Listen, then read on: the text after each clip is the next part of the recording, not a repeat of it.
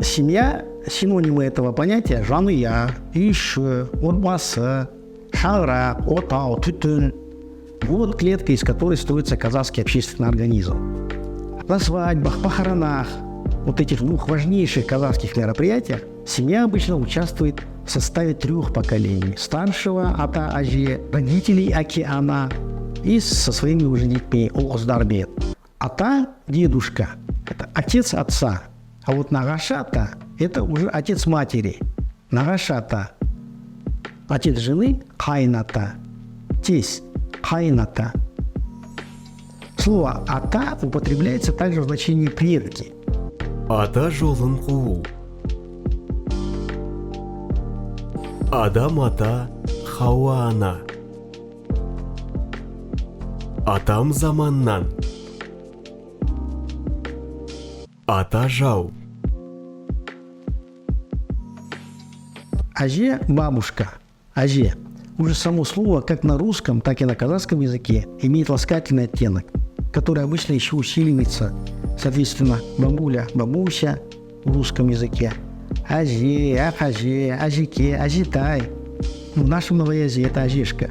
Айдейтін аже, ойдейтін қожа жоқ, говорят казахи, когда некому призвать взрослого человека к порядку. Семья, в которой есть бабушка и дедушка, считается полной и счастливой. Төріңнен қарт кетпесін.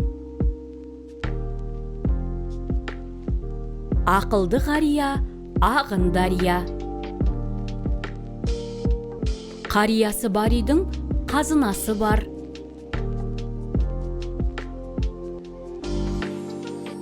Как и повсюду, считается, что ата, аже внуков любят больше, чем своих детей.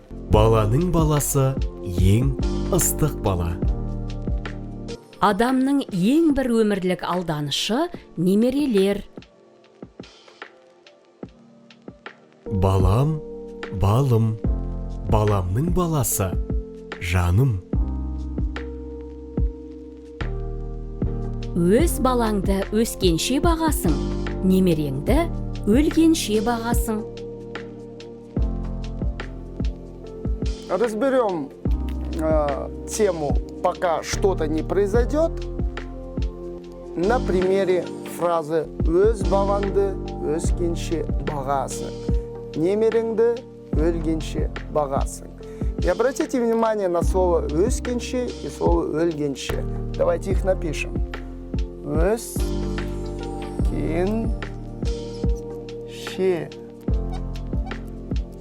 и слово «өлгенше».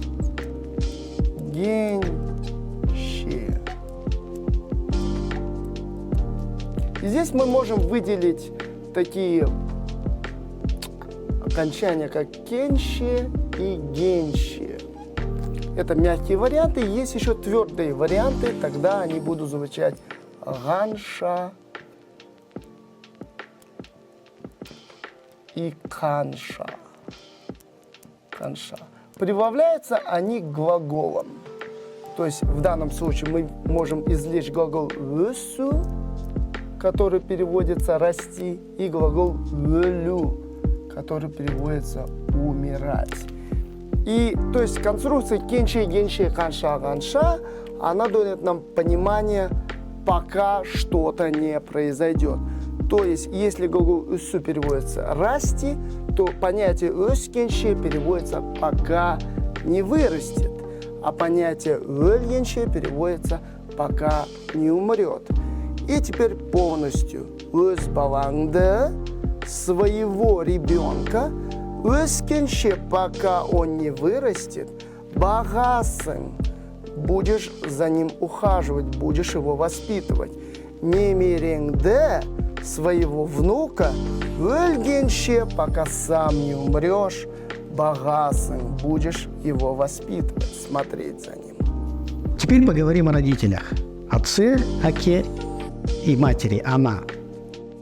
Собирательные родители на казахском будет ата-ана. Хотя логически, казалось бы, должно было бы быть аке-ана. Но аке – это четкое определение родственной связи, отец. А вот слово ата, если вы помните, мы об этом сегодня говорили чуть раньше, используется еще в значении предок, родоначальник. В данном случае родитель. Атаңа не қылсаң, алдыңа сол келер. Ата көрген оқ жонар, ана көрген тон пішер. Ата балаға сыншы. Ата-ананың қадірін балалы болғанда білерсің. В целом, место отца у казахов отражает фразеологизм «Аке Аскартау». Отец – горная вершина, Аке Аскартау. Сравнение, которое, как правило, не употребляется по отношению к кому бы еще. Әкенің малы балаға мал болмайды. Жақсы әке жаман балаға 40 жыл азық. Атаңның баласы болма, адамның баласы бол.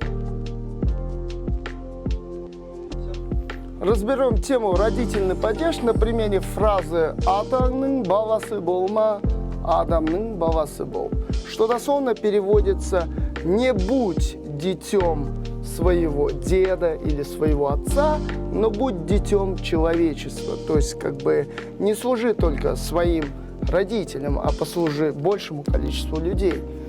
Если мы посмотрим на фразу «Атаңның баласы» и ее выпишем ее таким образом.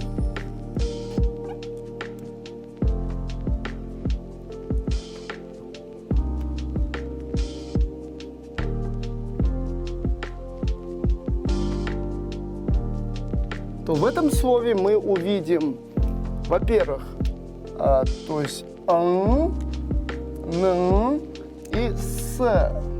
То есть «с» это и есть принадлежность третьему лицу, то есть ребенок чей-то, в данном случае твоего отца или твоего деда. То есть «н» это и есть окончание родительного падежа, указывает на принадлежность, то есть твоему отцу или твоему деду. И «н» это твой, то есть дитя или сын или ребенок твоего отца. И, то есть дальше фраза «Адамның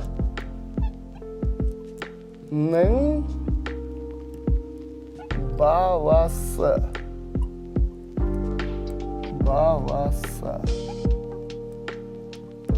И здесь мы видим тоже окончание «с», что говорит о принадлежности третьему лицу, то есть это ребенок чей-то. Чей он? Он человека, дитя человеческое, дитя людей. То есть «н» – это родительный падеж. Говорит о том, кому же принадлежит ребенок. Принадлежит человеку. Во всех языках, у всех народов Земли самым святым и нежным словом является слово «мама», «она». Казахский язык, кстати, это скорее не казах тілі, скорее это ана тілі, язык матери. Мамы растят детей түнгі ұйқысын 4 бөліп, тұмсықтыға шоқытпай, қанаттыға қақтырмай, деля ночной сон на 4 части, не давая клювастым клевать, а крыластым сбивать.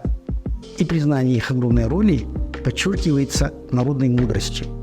Анаңды Меккеге жаяу арқалап апарсаң да, қарзыңнан құтыла алмайсың. Баласы атқа шапса, анасы үйінде отырып тақымын қысады. Ананың көңілі балада, баланың көңілі далада. Жұмақтың кілті анаңның табанының астында. В казахской семье воспитание детей лежит на матери. Отец участвует скорее косвенно, через мать, которая постоянно говорит детям слова, поднимающие авторитет отца. Әкеңмен ақылдас. Балам, әкеңнен ұят болмасын. Әкеңнің мазасын алмаңдар, дем алсын. Әкеңнің айтқанын істеңдер. Жер бетіндегі ең аяулы жандарымыз, біздің Асқартау әкелеріміз, аяулы аналарымыз аман болсын, бақытты болсын. Оларды барында ардақтай білейік, қуантайық.